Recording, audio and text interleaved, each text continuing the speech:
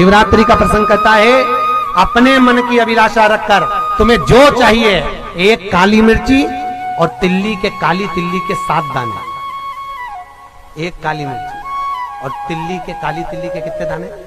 7 दाने हथेली में रखकर अपनी कामना कर कर मन से अपने मन के बात को कहकर शंकर भगवान के शिवलिंग पर चढ़ा दीजिए। आपकी मनोकामना, कहते हैं हर महीने शिवरात्रि आती है, इस शिवरात्रि पर, मुख्य शिवरात्रि पर चढ़ाओगे, अगले महीने की जब शिवरात्रि आएगी तो आपकी मनोकामना पूरी हो जाएगी। एक काली मिर्ची और 7 काली तिल्ली के दाने, मात्र 7।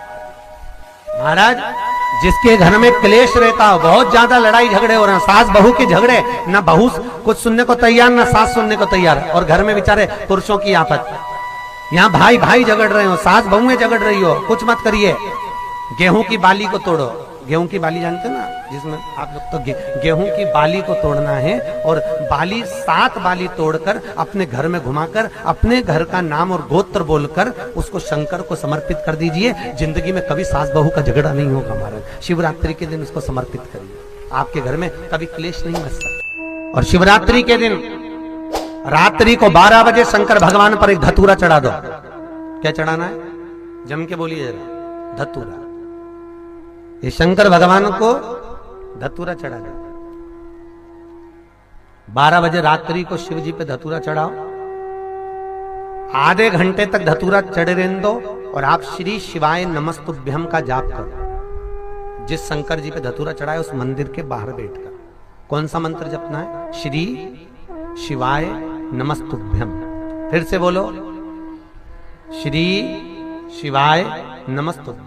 धतूरा चढ़ाकर श्री शिवाय नमस्तुभ्यम का स्मरण करिए।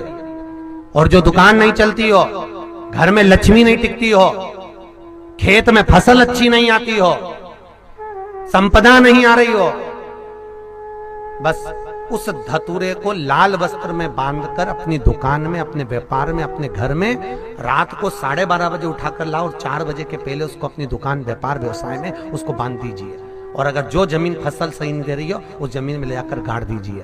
आपको जीवन में कभी तकलीफ नहीं भोगना पड़ेगी, लक्ष्मी बढ़ती चली जाएगी महाराज, संपदा बढ़ेगी। जो व्यक्ति ज्यादा बीमार रहता हो, बहुत बीमारी उसको घेरे रहती हो, परेशान रह रहा हो, बीमारी बनी हुई है, तो बोर चढ़ाइए। बेर, क्या बोलते हैं यहाँ पर? बेर की बोर, वो खाने वाला बेर जो होता है, उस बेर को 7 बेर ले लो, और 7 बेर को लेकर अपने ऊपर से घुमाकर शिवरात्रि की दोपहर के 12 बजे शंकर भगवान के शिवलिंग पर ले जाकर उस बेर को चढ़ा दीजिए।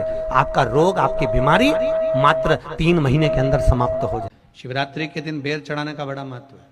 और शिवरात्रि पर चढ़ा हुआ वो बेर उठाकर ले आइए, और उस बेर को उठाकर रख लीजिए। मान लो किसी को उदर से जुड़ी हुई जब तकलीफ रहती है, पेट से जुड़ी हुई तकलीफ रहती है, पेट से जुड़ी हुई कोई भी प्रॉब्लम हो, अगर पेट से जुड़ा हुआ कोई भी रोग आपको लग गया और डॉक्टर की दवाई चल रही है, सारी औषधि चल रही है, जो शिवरात्रि पर आपने बेर चढ़ाया है, वो बेर अगर आपके यहां रखा हुआ है, वो बेर उस रोग वाले व्यक्ति को खिला दीजिए। आधे घंटे के अंदर पेट का दर्द, पेट की तकलीफ, पेट का कैसा भी रोग होगा, एकदम आराम लग जाएगा। उस बेर में इतना दम, इतना प्रबलता आ जाती है शंकर को, जो शिवरात्रि के दिन बेर चढ़ाया जाता है, वो केवल शिवरात्रि के दिन करने का होता है। कहते हैं जिसका व्यापार ना चले, व्यवसाय ना चल रहा हो, बहुत ज्यादा कष्ट में जीवन निकल रहा हो, और बहुत ही ज्यादा तकलीफ हो रही हो, तो धतूरे को हल्दी में डुबोकर शंकर भगवान को शिवरात्रि के दिन रात को 12 बजे समर्पित करें। उस धतूरे को वापस उठा लाएं 5-10 मिनट के बाद, श्री शिवाय नमस्तुभ्यम बोलकर लाल कपड़े में उसको बांधकर व्यापार वाली जगह में कहीं पर भी उसको बांध दिया जाए। व्यापार पीछे नहीं हटता, व्यापार अग्रण्य भाव में बढ़ता चले जाता है। महाराज, उस धतूरे को केवल परंतु शिवरात्रि के दिन रात को 12 बजे ही किया जाए, हल्दी में डुबोना पड़ता है।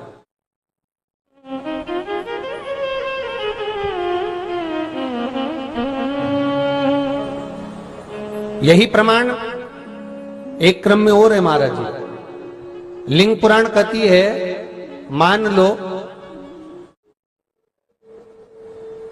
किसी व्यक्ति को कोई एक भारी बीमारी हो गई, बड़ा रोग हो गया, और वो रोग डॉक्टर कह रहा है कि ये ठीक नहीं होना है, बहुत तकलीफ उसमें है और कष्ट ही कष्ट है, वो ठीक नहीं हो रहा, दवाइयां लग रही, गोलियां खा रहे हैं, तो महाराज उसका भी वर्णन है।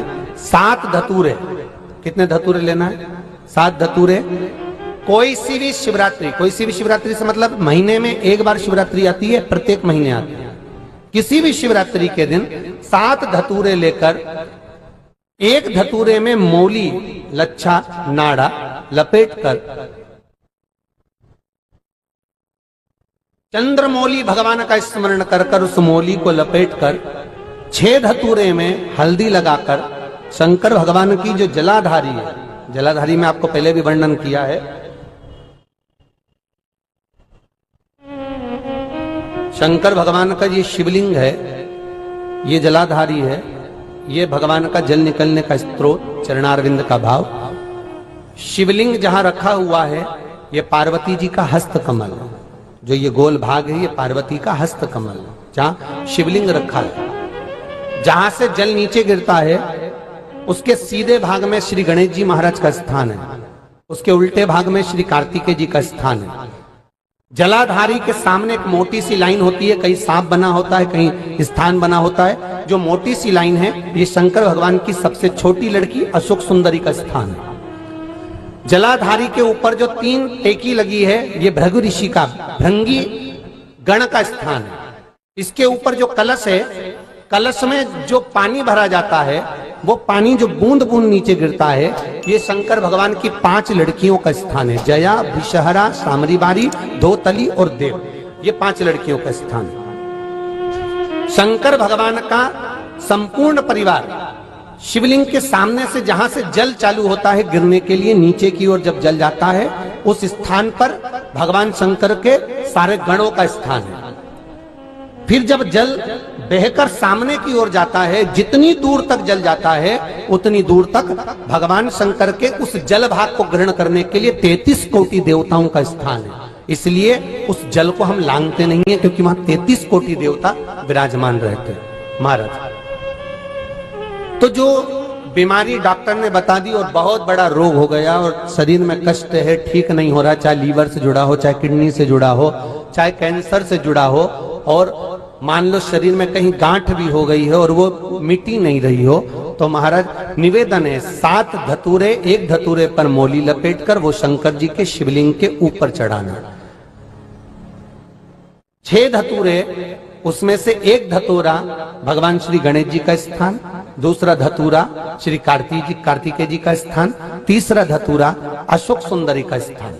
महाराज शंकर भगवान की जगदम्बा जी के हस्त कमल के ऊपर एक धतूरा, एक धतूरा जहां से जल नीचे की ओर बहकर जा रहा हो, पानी जिस जगह से नीचे गिर रहा हो बिल्कुल वहीं पर एक धतूरा चढ़ा देना है। उस धतूरे को चढ़ाने के बाद वो धतूरा वापस लेकर आना है। अवधूतेश्वर महादेव का नाम लेकर या चंपेश्वर महादेव का नाम लेकर उस धतूरे को, जो बीमार व्यक्ति है उसका स्पर्श कराकर बेलपत्री के पेड़ के नीचे पटकवा देना है महाराज। धीरे धीरे रोग में आराम मिलना प्रारंभ हो जाता है, औषधियां धीरे धीरे समाप्त हो जाती हैं और व्यक्ति स्वस्थ हो जाता है। ये केवल शिवरात्रि के दिन ही होता, 12 महीने शिवरात्रि आती है, आप किसी भी शिवरात्रि को कर सकते हो, किसी भी शिवरात्रि।